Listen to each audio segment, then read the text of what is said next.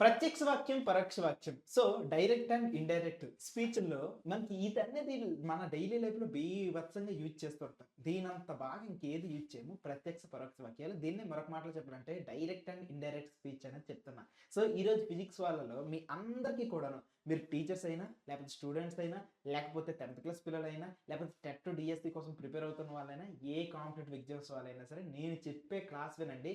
దెబ్బకి సెట్ అయిపోద్ది. ఓకేనా? సో, దెబ్బకి సెట్ అయిపోద్ది. ఈటిని ఇంకొక పేరుతో పలుకుతారంట అనుకరణ వాక్యాలు. ఇంకొక మాటలో చెప్పాలంటే అనుకృతి వాక్యాలు కూడా అంటారు. సో, ఇది మీ స్థాయి. ఓకేనా? మిగిలిన పిల్లలకి ఈ రకంగా వాడతారు. అయితే ఏ రకంగా ఉంటుంది? దీంట్లో ఏ రకంగా ఉంటుందో చూద్దాం. ఒక పర్సన్ డైరెక్ట్‌గా చెప్పేస్తాడు. ప్రత్యేకంగా చెప్పేస్తాడు. ఏంటి? ఒక వ్యక్తి చెప్పిన మాటలు యథాతథంగా ఉన్నదున్నట్లు చెప్తే దాన్నే ఏమంటామంటే ప్రత్యక్ష వాక్యం అంటాం. ఓకేనా? డైరెక్ట్ ఏముందో అదే విషయం అలా చెప్పేయొచ్చు. రెండో పాయింట్ ఏంటంటే, ఆయన చెప్పిన విషయాన్ని నీ వెర్షన్‌లో చెప్పావు అనుకో, అప్పుడు దాన్ని ఏమంటామంటే పరోక్ష కథనం. ఫర్ ఎగ్జాంపుల్ చూడండి, ఇతరులు చెప్పిన మాటలను మన మాటల్లో చెప్తే దాన్నే పరోక్ష కథనం అంటారు. ఫర్ ఎగ్జాంపుల్‌కి ఒక సిట్యుయేషన్ చెప్తా చూడు. నేను మీ అందరి కోసం అంటున్నా.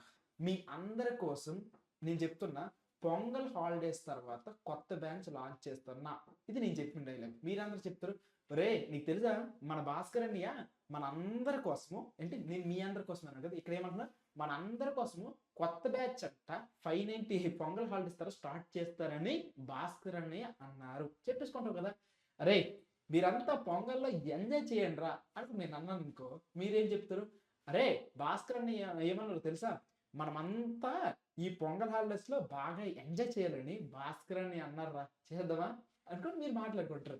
పోనీ పక్కింట్లో గొడవ జరుగుతుంటది. సో, గొడవ జరుగుతుంది. ఒక అమ్మాయి అంటుందనమాట ఆయన భర్తతో, "నిన్ను కట్టుకోవడము కంటే వేరే వాడిని కట్టుకుంటే చాలా బెటరు" అనుకోని అన్నారనుకో, ఇక్కడ పక్కింట్లో ఎవరైతే వినుంటారో, "తెలుసా వదినా మన పక్కింటి ఆవిడ ఏమందో, తన భర్తను కట్టుకోవడం కంటే ఇంకెవరినో కట్టుకొనుంటే బాగుండేది. తన జీవితం బాగుండేదంట" అనుకోని అన్నది తెలుసా? అనుకోని అంటారు. సో, ఇక్కడ మొత్తం కూడాను ఉన్న మాటల్ని తన వెర్షన్‌తో చేసి, అయితే ఇక్కడ ఎక్స్‌ట్రా మాట వాడాను. సో, ఆ ఎక్స్‌ట్రా మాట ఆవిడ అనలేదు. సో, ఈవిడ ఎక్స్‌ట్రా మాట కూడా ఏడుతుంది. సో, ఇక్కడ ప్రత్యక్షంగా ఒక మాట ఉంటది. పరోక్షంగా మనం మన వెర్షన్‌లో మనం మాట్లాడుకున్నప్పుడు బోలెడు మాటలు ఉంటూ ఉంటాయన్నమాట. సరేనా? సో, మీ అందరికీ ఇందు మూలంగా నేను చెప్పేదేంటంటే చెప్పుడు మాటలు వినకండి. మొదటిది. మీరు చూస్తే గాని నమ్మకండి. ఓకేనా? చూడకుండా ఎవరో చెవుల్లో వేశారంటే దాన్ని అస్సలు నమ్మకండి. దాన్ని బట్టి ఇంకొకరి క్యారెక్టర్‌ని డిసైడ్ చేయకండి. ఈరోజు మనం మన లైఫ్‌లో బీభత్సంగా హెల్ప్ అవుతున్న ప్రత్యక్ష, పరోక్ష కథనాల్ని అన్నిటిని కూడాను మీకు మంచిగా ఎక్స్‌ప్లెయిన్ చేయడానికి ప్రాణం పెట్టి చెప్పడానికి ట్రై చేస్తా. మీరు ఇక వినండి. సో, ముందుగా కొన్ని వాక్యాలు మనం చూద్దాం. అబ్జర్వ్ చేద్దాం. ఏ రకంగా ఉంది? అసలు దీని రూల్స్ ఏంటి? అనే విషయం తర్వాత మాట్లాడదాం. ముందు చూడండి. కృష్ణుడు ఏమని చెప్పాడంటే, కృష్ణుడు "నేను రేపు వస్తాను" అని అన్నాడు. ఓకేనా? ఇది మాట. సో, ఇప్పుడు ఇదే డైలాగ్‌ని వేరే వాళ్ళతో ఇదే పర్సన్ చెప్పినప్పుడు ఏమని చెప్తారు తెలుసా? కృష్ణుడు తాను మరుసటి రోజు వస్తానని అన్నాడు. పాయింట్ అర్థమైందా? తాను మరుసటి రోజు వస్తాననుకోని ఇంకొకరితో చెప్పేస్తాడు. ఓకే. రెండో మాట చూద్దాం. లత ఏమన్నది తెలుసా? లత "నాకు సంగీతం అంటే చాలా ఇష్టం" అని అంది. సో, ఇదే డైలాగ్‌ని ఏం చెప్తుంది? వేరే వాళ్ళతో చెప్పు, లత తనకు సంగీతం అంటే ఇష్టమని అంది అనుకో అంటారు. అంటే తనకు ఇప్పుడు మూడో మాట చూద్దాం. రాజు ఏమన్నాడు? "నేను హోమ్ వర్క్ పూర్తి చేశాను" అని చెప్పాడు. అదే ఈ తిని వెర్షన్‌లో చెప్పాలంటే తాను హోమ్ వర్క్ పూర్తి చేశానని చెప్పాడు. ఈ రకంగా ఉంది. సో, ఈ మొత్తం విషయాల్లో మీకు అర్థమవ్వాల్సింది ఏంటి? ఏమేమి చేంజెస్ కనిపించాయి? ఎలా చేంజెస్ కనిపించాయి? అనేది మనం డీటెయిల్‌గా అర్థం చేసుకుంటే మిగిలిన మొత్తం అన్ని సెంటెన్సెస్ కూడా ఇదే ఫార్మాట్ కాబట్టి మనకు బీభత్సంగా హెల్ప్ అయిపోద్ది. ఒకసారి చూసేద్దామా? ముందుగా ఇక్కడ మనం చూస్తే ఉల్లేఖన చిహ్నాలు. ఇంకొక మాటలో చెప్పాలంటే ఆహ్, దీన్నేంటి డాట్స్ కొటేషన్ మార్క్స్ అంటారు. సో, ఇక్కడ ఈ కొటేషన్ మార్క్స్ అనేవి లేవు. ఇక్కడ ఈ సెంటెన్స్‌లో మాట్లాడుతాం. ప్రత్యక్ష కర్మకి వచ్చేటప్పుడు లేవు. ఈ పాయింట్ మీరు అర్థం చేసుకోవాలి. ఓకేనా? ఉల్లేఖన చిహ్నాలు లేదా ఉద్దారణ చిహ్నాలు అనేవి లేవు. ఇది అయిపోయింది. ఒకటో పాయింట్. రెండో పాయింట్ మీరు బాగా చూసుకుంటే నేను కాస్త నేను తాను ఈ రకంగా తానుగా మారింది. నేననేది తానుగా మారింది. ఇక్కడ చూడండి వస్తానా అని అనుకోని కాస్త ఇక్కడేమైంది వస్తానని అనుకోని సింగిల్ వర్డ్‌గా మారింది. సో, ఈ 3 చేంజెస్‌ని మీరు అర్థం చేసుకోవాలి. ఒకటి ఎక్స్‌క్లమేటరీ ఏదైతే ఈ కొటేషన్ మార్క్స్ ఉన్నాయో ఈ ఉల్లేఖన చిహ్నాలనేవి ఉండవు. 2 నేను అనే పదాలన్నీ కూడా తానుగా మారుతుంది. అంటే అవతల పర్సన్ వెర్షన్‌లో మారిపోతుంది. అండ్ మూడో పాయింట్ ఏంటంటే ఇక్కడ వస్తానని కాస్త నువ్వొస్తానా అని సో, అది కాస్త సింగిల్ వర్డ్‌గా మారిపోయిందనమాట. ఈ 3 చేంజెస్ తెలిసిపోతే చాలు. ముందుగా ఏం చేస్తామంటే నేను తానుగా మారింది కాబట్టి ఫస్ట్ అసలు ఏ వర్డ్స్ ఎలా మారుతాయి అనే విషయం మనం నేర్చుకుందామా? ఫర్ ఎగ్జాంపుల్‌కి ఎలా మారుస్తామనేది చూద్దండి. నా కాస్త తన అయిపోయింది. నాకు కాస్త తనకు అయిపోయింది. నేను కాస్త తాను అయిపోతుంది. నాకే కాస్త తనకే అయిపోయింది. నాకై కాస్త తమకై అయిపోయింది. మాకు కాస్త తమకు అయిపోయింది, నన్ను కాస్త తను అయిపోయింది, నేను కాస్త తనను అయిపోయింది, తన లేకపోతే తాను అయిపోయింది, మేము కాస్త తాము అయిపోయింది, మాకు కాస్త తమకు అయిపోయింది. ఇక్కడ ప్రతిసారి కూడాను నేను అయితే తాను, ఓకేనా, నాకు అయితే తనకు అయిపోయింది, మాకు అయితే తమకు అయిపోయింది. సో ఈ రకంగా మారిపోతూ ఉంటాయి అనమాట సెంటెన్స్లన్నీ కూడా. అయితే గ్రామర్లో వీటికి చిన్న తెలియాల్సింది ఒకసారి మీకు చెప్పేస్తే సరదాగా వినండి. ఏదైతే నేను, నాకు, నాది, నా నా నా నా నా ఏదైనా సరే ఫస్ట్ నాకే కావాలనుకుంటున్నాను, నేను బాగుంటేనే మిగిలిన వాళ్ళు బాగుంటారు, ఇలాంటి ఫిలాసఫీస్ అన్నిటినీ కూడాను ఎప్పుడు కూడా నన్ను నేను గొప్పగా చూసుకుంటుంది కాబట్టి ఉత్తమ పురుష ఏమంటారు, ఉత్తమ పురుష. సో ఇక్కడ ఉన్నటువంటి ఈ ఏవైతే పదాలు ఉన్నాయి వీటన్నిటిని కూడా ఉత్తమ పురుష పదాలు అంటాం. ఒకటి. రెండో పాయింట్, నేను ఎప్పుడైనా నేను ఉత్తముని, నా ఎదురుగా ఉన్నవాడు ఎవరితో మాట్లాడుతూ ఉంటారు కదా, నువ్వు, నీది, నీది, నివ్వు అనుకో, ఈ రకంగా నువ్వు, నీదు, మీరు ఈ రకంగా నీ ఎదురుగా ఉన్న వారితో మాట్లాడితే మధ్యమ అంటాం. ఓకేనా, మధ్యమ పురుషులు. ఓకే, ఇప్పుడు ఎక్కడో ఉన్న వాళ్ళ కోసం అది, వారిది, ఓకేనా, వారిది, ఆయన, లేకపోతే అతను, లేకపోతే తమ, తమకు, తన, ఈ రకంగా ఇక్కడ లేడు, ప్రెజెంట్ కాన్సెప్ట్లో లేడు, ఎక్కడో ఉన్నాడు.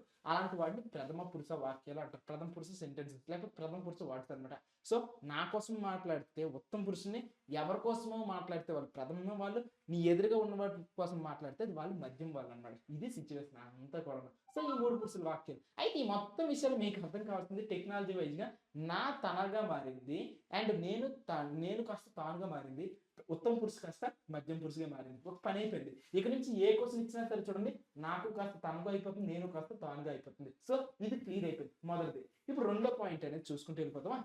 ఇక్కడ వస్తానని ఉంది కదా, ఇది వస్తానని, ఇష్టము ప్లస్ అని ఉంది కదా, ఇష్టమని, లేకపోతే చేశాను ప్లస్ అని ఉంది కదా, చేశానని, ఇలా మార్చేస్తే మనకి రెండో పాయింట్ అయిపోతుంది. సో మనకు పనులన్నీ అయిపోతాయి. ఇంకా ఎక్స్క్లమేటరీ సింటెన్స్ సాల్వ్ అనమాట. మనం ఇప్పుడు సాల్వ్ చేయడానికి ట్రై చేద్దాము. నేను ఇంకా చిన్నపిల్లవాడినని, ఓకేనా, నేను ఇంకా చిన్నపిల్లవాడినని నాన్న అన్నారు అనుకుని ఉంది కదా. సో ఇది చూద్దామా. సో తానింకా, ఓకేనా, ఇది తానింకా, ఓకే, నేను కొస్తా తానింకా, ఓకేనా, తానింకా చిన్న పిల్లవాడని,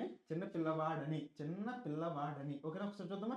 చిన్న పిల్లవాడని, ఓకేనా, పిల్లవాడని, ఓకేనా, వాడని, చిన్న పిల్లవాడని నాన్న అన్నారు. దట్స్ ఇట్, ఓకేనా. సో చూడండి, ఇదంతటిని కలిపి సింగిల్ వర్డ్ గా రాస్తాం. సో నేను కాస్త తాన్గా మారుతుంది, పిల్లవాడని అనుకుంటూ రాసి నాన్న అన్నారు అని రాస్తే పని అయిపోయింది అనమాట. First sentence gone. ఇప్పుడు ఇంకొక సెంటెన్స్ చూద్దామా. వ్యక్తికి బహువచనం శక్తి అనుకుని శ్రీశ్రీ అన్నాడు కదా. చూడండి, వ్యక్తికి బహువచనం శక్తని, ఓకేనా, శక్తని అన్నాడు, శక్తని శ్రీశ్రీ అన్నారు, ఓకేనా, శ్రీశ్రీ అన్నారు. దట్స్ ఇట్, ఓకేనా, దట్స్ ఇట్. ఇంతే. ఈ రకంగా రాసుకుంటే వెళ్ళిపోద్ది. మామూలుగా ఇక్కడ నేను, తాను ఇలాంటివి ఏమైనా ఉండుంటే డెఫినెట్లీ మనం రాసేవాళ్ళం. కానీ ఇక్కడ ఏంటి, నేను, తాను ఇలాంటివి ఏం లేవు కదా, డైరెక్ట్ గా ఒక మాట అన్నారు కాబట్టి ఈ లాస్ట్ పాయింట్లు మార్చేస్తే పని అయిపోయింది. ఇప్పుడు ఇంకొక సిచ్యువేషన్ చూద్దాం. ప్రశ్నార్థక వాక్యాలు. ఇన్ కేసు ఇంటర్గేటివ్ సెంటెన్స్ ప్రశ్నించే టైప్ ఉంటే ఎలా ఉంటుందో చూద్దామా. ఉపాధ్యాయుడు ఏమన్నారు, నువ్వు పాఠం చదవవా అనుకుని ప్రశ్న అడిగితే ఈయన ఏం చెప్తున్నారు తెలుసా, నువ్వు కాస్త తానుగా మరి, తాను పాఠం చదివానా అని ఉపాధ్యాయుడు అడిగాడు. డైరెక్ట్ గా అంతే, ఓకేనా. సో ఉపాధ్యాయుడు అడిగాడు కాబట్టి అదే మాట ఉపాధ్యాయుడు అడిగారు. చూడండి, రవి ఏమని అడిగాడు, నీ పేరేమిటి అనుకుని అడిగాడు అనుకో, తన పేరు ఏమిటని రవి అడిగాడు, అయిపోయింది. సో ప్రశ్నార్థక వాక్యాలన్నీ కూడా అడిగాడు. ఏమడిగాడు, ఎవరు అడిగారు, ఆ పేరు రాస్తాం. అమ్మ ఏమని అడిగిందో చూద్దామా. అన్నం తింటావా అనుకున్నది, ఓకే, అమ్మ అన్నం తింటావా అని అడిగితే అన్నం తింటావా అని అమ్మ అడిగింది. దట్స్ అన్నం తింటావా అని అమ్మ అడిగింది. ఇక్కడ తాను అనేది నీ ఇష్టం, మీరు పెట్టిన ఒకటి పెట్టకపోయిన ఒకటి, నా దృష్టిలో దీన్ని పీకేంటి పని అయిపోద్ది. ఇప్పుడు నేను చూడండి, నేను వేదిక మీద ఎలా ప్రవర్తించాను అనుకుని రాజు అడిగాడు కదా.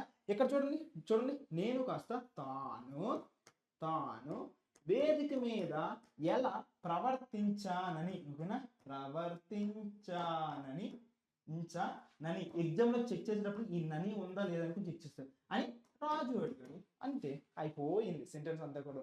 ఇక్కడ క్వశ్చన్ మార్క్ ఉంది, క్వశ్చన్ మార్క్ లేకుండా ఇక్కడ మార్చేస్తాం, అండ్ కొటేషన్ మార్క్ లేకుండా చేస్తాం. దట్స్ ఇట్, ఇంతకు మించి ఇంకేం లేదు. సో ప్రశ్నార్థక వాక్యాలన్నీ కూడా అని రాజు అడిగాడు అని అడిగాడు అనుకుని సెట్ అయిపోతుంది. ఈసారి ఏంటంటే ఆజ్ఞలు ఏంటి, వెంటనే అంటున్నాడు అధికారి ఏమని ఆజ్ఞాపించాడు చూసావా, ఓకేనా, అధికారి ఆజ్ఞాపించాడు ఏమని, ఎక్కువ ఆజ్ఞాపించిన వాక్యాలన్నీ వస్తాయి, అందుకే ఆజ్ఞార్థక వాక్యాలను ఆజ్ఞాపించినవి.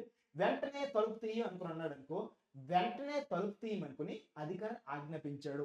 ఇది ఒక వే. లేదు ఇంకొక రకంగా చెప్పాలంటే అధికారి వెంటనే తలుపు తీయమని ఆజ్ఞాపించాడు. అంటే ఇప్పుడు ఏంటి, తీయు కాస్త తీయమని అయిపోయింది. ఎక్స్క్లమేటరీ సెంటెన్స్ అయిపోయింది అనమాట.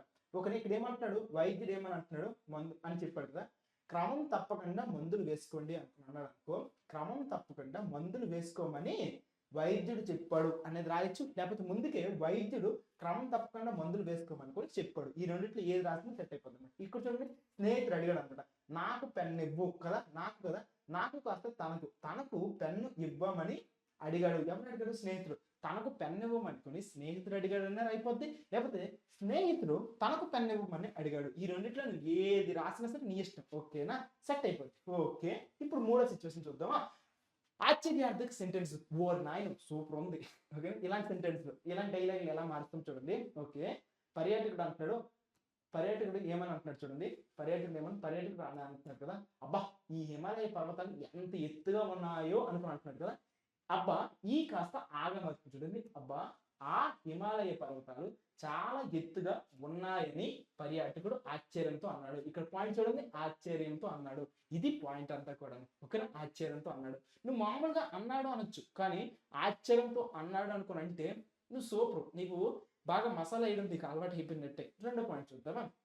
రైతు వాపోయాడు అంట. ఏమని వాపోయాడు, అయ్యో భారీ వర్షాల వల్ల నా పంట అంతా పాడైపోయిందని. ఓకేనా, సో చూడండి, ఇప్పుడు చూడండి, భారీ వర్షాల వల్ల తన పంటంతా, నా కాస్త తన పంటంతా పాడైపోయిందని.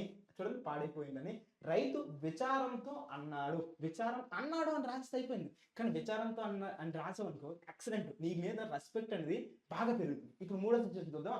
సంతోషం పాయింట్ ఆఫ్ లో చూస్తే తండ్రి. ఓకేనా, తండ్రి మెచ్చుకున్నాడు. ఏమని మెచ్చుకున్నాడు, ఆహా నా కొడుకు, నా అనేది చూసారా, నా కొడుకు ఎంతో గొప్ప విజయం సాధించాడు అని. ఇప్పుడు చూడండి, తన కొడుకు చాలా గొప్ప విజయం సాధించాడని. ఓకేనా, తన కొడుకు చాలా గొప్ప విజయం సాధించాడని సంతోషంతో, ఓకేనా, సంతోషంతో మెచ్చుకున్నాడు అనుకో. సో నేనేం చెప్పాలనుకుంటున్నానంటే, ఇన్ కేస్ ఇలాంటి ఆశ్చర్యకరమైన సంతోషకరమైన ఉన్నాయనుకో, బాధగా ఉంటే ఎంత బాధగా చెప్పాడు తెలుసా. ఒకవేళ సంతోషంతో చెప్పాడు తెలుసా, విచారంగా చెప్పాడు తెలుసా. ఈ రకంగా లాస్ట్వి ఈ రకమైన వర్డ్స్ తయారు చేస్తే పని అయిపోద్ది. మీకు తెలుగు భాషలో మంచి పట్టున్నట్టు లెక్క. ఓకేనా, ఇప్పుడు మనం కొన్ని సాల్వ్ చేయడానికి ట్రై చేద్దాం. ఇన్ కేస్ కొన్ని సిచ్యువేషన్ ఎలా ఇస్తారు తెలుసా. చిలుక కిలకల పలికింది, లేకపోతే గంట గనగన మోగింది, కాకి కావు మంది, లేకపోతే నీరు గలగల పారింది, పాము బుస్ అని బుస్ కొట్టింది, బాంబు దమ్ అని పేలింది. ఇలాంటి వాటన్నిటిలో మీరు బాగా అబ్జర్వ్ చేస్తే నేను తాను ఏమీ లేదు. ఓకేనా, నేను తాను ఇవేమీ లేవు. ఇవి లేనప్పుడు ఉన్నది ఉన్నట్టుగా రాసేయడమే అనమాట, ఇంకేమీ లేదు. ఇప్పుడు ఫర్ ఎగ్జాంపుల్కి కోడి కొక్రోకో అని కూస్తుంది కదా, దీని నుండి రాసడమే. కోడి ఏమని కూస్తుంది కదా, కొక్రో. ఓకేనా, కొక్రోకో అని కూసింది అని రాస్తే అయిపోయింది. ఓకేనా, కొక్రోకో అని కూసింది అని రాస్తే చాలు. సో ఇక్కడ కూస్తుంది కాస్త కూసింది అనుకుని రాయడమే ఇక్కడ హైలైట్ పాయింట్ అనమాట. కొక్రోకో అయిపోయింది. నెక్స్ట్ చూడండి, చిలుక కిలకల అని పలికింది కదా, చిలుక కిలకల అని పలికింది. ఓకేనా, ఇక్కడ కాపేసి చాలు. గంట గనగన మోగింది కదా, గంట గనగన అని మోగిందని తెలిసింది, లేకపోతే మోగింది. లేకపోతే కాకి కావు అని కదా, కాకి కావు అని అరిచింది. ఇక్కడ కరిచింది అని అన్నారని రాసి నీ ఇష్టమే, అరిచింది అనుకుని ఆపేసిన నీ ఇష్టమే. లేకపోతే నీరు గలగల అని పారింది కదా, నీరు గలగల అని పారింది అనుకుని ఇక్కడ ఆపేస్తే చాలు అనమాట. పాము బుస్సు కొట్టింది అనుకుని పాము బుష్ అని బుస్ కొట్టింది అనుకుని అనేస్తే అయిపోయింది అనమాట. ఓకేనా, బాంబు ఢమ్ అని పేలింది అంటూ బాంబు ఢమ్ అని పేలింది అనుకుని విన్నాను, లేకపోతే పేలింది అనుకుని అనేసి ఆపేస్తున్నావు ఆపేయచ్చు అనమాట. ఇవి సెంటెన్స్. సో ఇప్పుడు వరకు కూడాను మీకు ఎలాంటి సెంటెన్స్లు ఎలా రాయాలో డిఫరెంట్ ఎగ్జాంపుల్స్ అన్ని చూపించుకుంటూ వెళ్ళాను. నెక్స్ట్ ఈసారి చూడండి. ఓకే, సో ఈ రకంగా మీకు డిఫరెంట్ చూసాను. సో ఇక్కడతో మీ అందరికి ప్రత్యక్ష వాక్యాన్ని పరోక్ష వాక్యాలుగా మార్చడం చూపించాను. ఇక్కడ ఈ టాపిక్ అంతా కూడా మీ ఎగ్జామ్లో లేదు 10th క్లాస్ పిల్లలకి అయితే, కానీ ఒకసారి చెప్తే మీకు కూడా చాలా ఉపయోగపడుతుంది కదా, నాలెడ్జ్ బిల్డ్ అయితే ఎంత బాగుంటుంది. ఒకవేళ పరోక్ష వాక్యాలు అనేది ప్రత్యక్ష వాక్యాలుగా మార్చమంటే ఏ రకమైన అనేది తెలుస్తుంది. ఫర్ ఎగ్జాంపుల్కి తాను రేపు బడికి వస్తానని రవి అన్నాడు. ఈ మాట ఉంది కదా, ఇప్పుడు ఏం చేస్తాము, రవి అన్నాడు. ఈ రవి ఏమన్నాడు, తాను కాస్త నేనుగా మారింది. నేను రేపు బడికి వస్తాను, ఈ వస్తానని కాస్త ఏమైంది, వస్తాను ప్లస్ అని, ఈ రెండుగా మారింది. నెక్స్ట్ ఇదేంటి, ఏదైతే డైలాగ్ ఉందో దానికి ఉల్లేఖన చిహ్నాలు పెట్టి చాలు. రేపు నేను బడికి వస్తాను అనేది, నేను రేపు బడికి వస్తాను అనే డైలాగ్ గా మార్పు చాలు అంట. సో తాను నేనుగా మారింది, 2 సెంటెన్స్లు వచ్చాయి, అయ్యి అని కాస్త విడిపోతుంది, అయిపోయింది. ఇప్పుడు చూడండి, తనకు చదువు అంటే ఇష్టమని సీత చెప్పింది. సీత ఏమని చెప్పిందంట, సీత తనకు కాస్త నాకు చదువు అంటే ఇష్టము, ఇక్కడ ఆపేసి డైలాగ్ వేసి ఎక్స్క్లమేటరీ సెంటెన్స్ పెట్టి అని చెప్పింది రాస్తే చాలు అనమాట. సో వారు చెప్పారు కదా, వారు ఏమంటున్నారంటే తాము కాస్త మేము గమనింది, మేము సినిమాకు వెళ్తామని. ఓకే, వెళ్తాము దగ్గర ఆపేస్తాము, మేము సినిమాకు వెళ్తాము అని చెప్పారు, అయిపోయింది పని. నెక్స్ట్ చూద్దాం. ఈసారి ఇంట్రోగేటివ్ డైరెక్ట్ ఏదైనా క్వశ్చన్ రిలేటెడ్ ఉన్నాయి అనుకో, అలాంటి వాటికి ఎలా ఉంటుంది, లాస్ట్ లో క్వశ్చన్ మార్క్ వచ్చేటట్లుగా చేస్తే పని అయిపోతుంది అనమాట. ఓకేనా.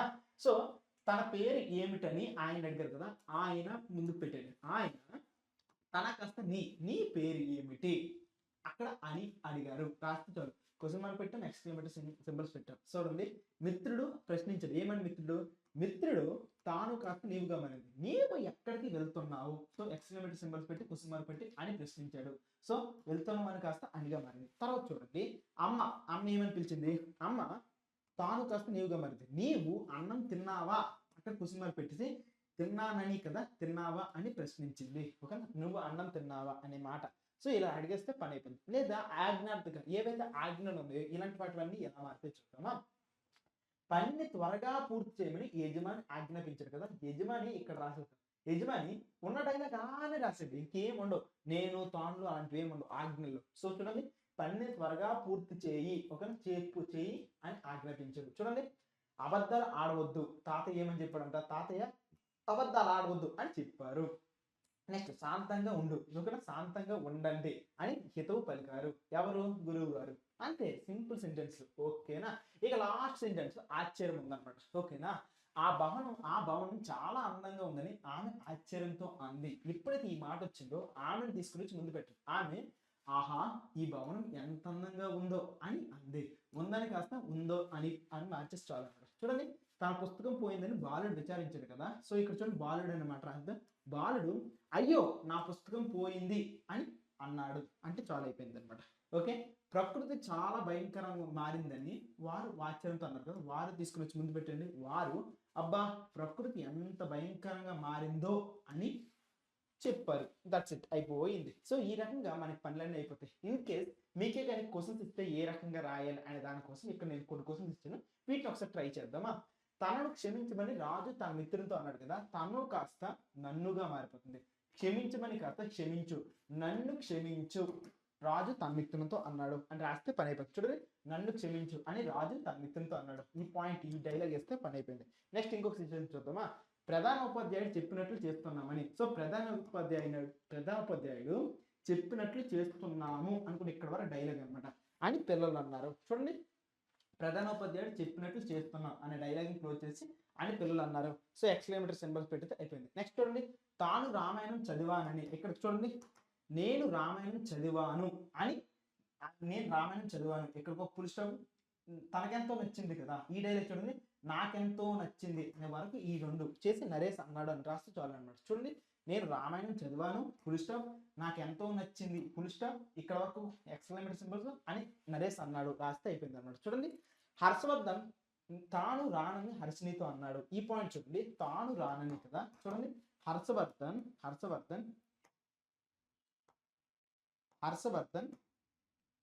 ఏమంటాడు, నేను రాను డైలాగ్ అంతే అని హర్షినితో అన్నాడు. ఆ పాయింట్ రాస్తే చాలు అనమాట. ఓకేనా, హర్షవర్ధన్ ఏమన్నాడు, నేను రాను అని హర్షినితో అన్నాడు. ఈ రకంగా అనమాట పరోక్ష వాక్యాన్ని ప్రత్యక్ష వాక్యాలుగా మార్చేటప్పుడు ఎక్స్క్లమేటరీ సింబల్స్ ఇస్తాము.